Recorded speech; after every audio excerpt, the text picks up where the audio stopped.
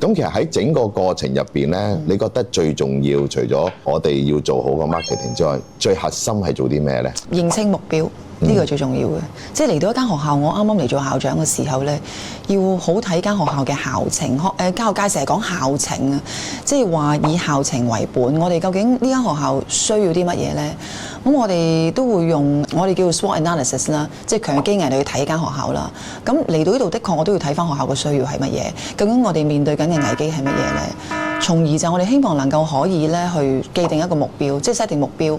而呢個目標唔容易嘅，因為太多嘢關顧。頭先你提過，譬如話收生困難，同我初初嚟到嘅時候咧，問題未係好嚴重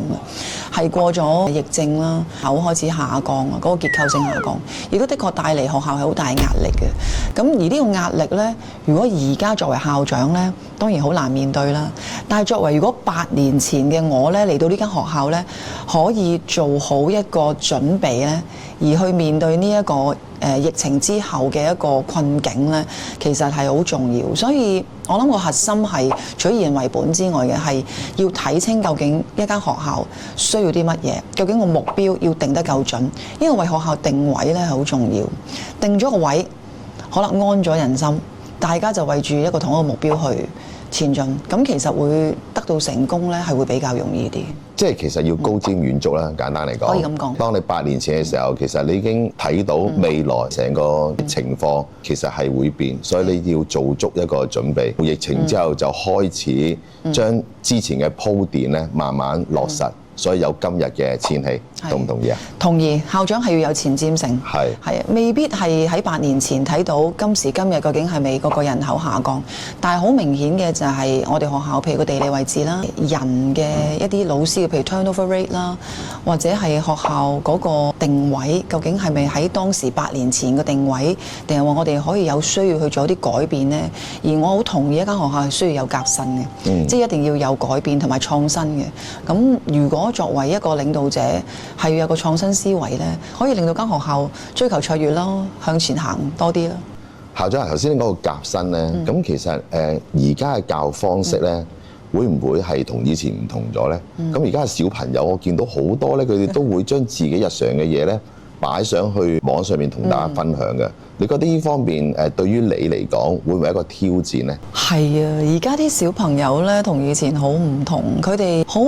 習慣面對鏡頭，好習慣去分享自己嘅生活。或許可能同現今嘅社會或者係我哋嗰個媒體係好有關係，因為而家嘅小朋友父母啦，佢哋可能都好習慣喺個社交媒體度啦，可能發表自己嘅一啲照片啊。咁而家嘅小朋友咧，的確其實都有呢啲特質嘅。咁喺教學上面，的確同以前有啲唔同啊。尤其是呢幾年咧加咗 AI 啦，整個嘅學習嘅氛圍咧同以前好唔同嘅。以前可能老師淨係講書嘅，咁而家可能佢要利用 AI 同小朋友咧去吸引佢嘅學習啦，同埋多咗好多唔同嘅方法同埋媒體啦。另外一方面就係我哋嘅小朋友都真係幾中意對住鏡頭。我記得我有一次同個小朋友講，個小朋友話：係啊，我自己都有拍 YouTube 㗎，咁應該係爸爸媽媽幫佢拍啦咁樣。咁我話你要介紹啲乜嘢咁樣？介紹我自己嘅日常生活啦，中意做嘅活動啦。有個女仔佢哋中意將啲跳舞嘅片段又會同佢嘅愛好者一齊分享啦。咁你睇到而家嘅小朋友呢，其實佢都係邁向斜槓族嘅一啲條件。咁所以作為教育呢，其實我哋都要點樣去培育我哋嘅小朋友去面對而家新嘅一代點樣嘅生活方式啊，或者佢哋點樣可以令到佢哋都可以多方面嘅發展咯。我哋譬如可能喺上堂嘅時候啊，我哋會俾多啲機會小朋友去做分享啊。小朋友好中意面對鏡頭嘅，咁所以我哋都會俾小朋友呢，有時對住鏡頭做下 KOL 啊。我自己呢，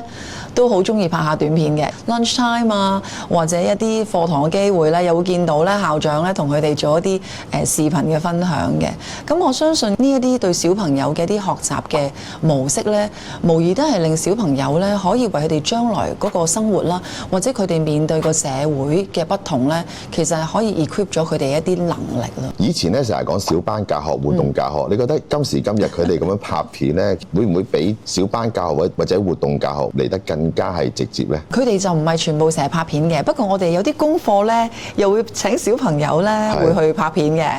咁佢哋係中意嘅，我哋會請埋爸爸媽媽啦，同佢一齊可能親子啦，又或者可能爸爸媽媽幫佢拍。咁當然我哋未必要擺上去社交平台，但係我哋俾佢哋喺學校同小朋友一齊分享，咁佢哋好中意睇嘅，因為佢哋都覺得啊自己成為一個片中裏邊嘅主角喎。咁但係唔好睇少呢啲拍片嘅功課，要訓練佢哋嘅説話能力啦、表達能力啦。片裏邊嗰個重點其實係小朋友自己諗，係佢哋一啲生活嘅常識嚟嘅，並唔係淨係話啊以前我哋淨係分組活動啊，當然而家都有嘅，但係我哋加咗好多唔同嘅模式咯，或者咁講，我哋係想小朋友有唔同嘅 different mode of learning， 即係話學習嘅唔同模式，令到小朋友可以咧 equip 到唔同嘅一啲技能。其實而家社交媒體咁流行啦，咁其實你哋作為學校你哋會唔會有啲咩嘅建議，提翻啲家長好好利用個社交媒體嘅同時，又能夠可以令到小朋友有個保障？其實而家咧已經成為咗生活嘅一部分，即係利用社交媒體咧嚟去發放一啲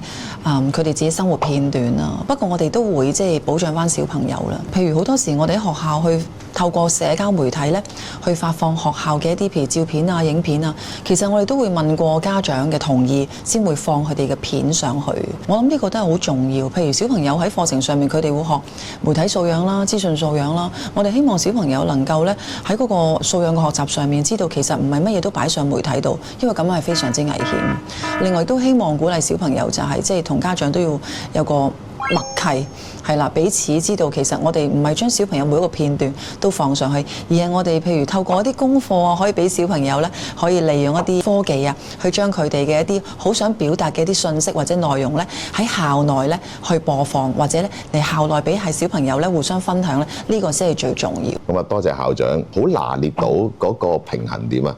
提醒翻啲家長同埋學生，咁其實今日就好高興啦，請到校長你做呢個訪問。頭先你講幾樣嘢我都好同意嘅。其實作為校長就等於 CEO， 要睇緊未來3年或者5年之後成個大環境嘅發展啦。其實我哋都係當生意去做，即係可能大家會覺得喂，做教育唔應該講生意，其實我自己覺得唔係嘅。一盤生意溫得好，其實就等於我哋學校辦得好。同埋都多謝校長，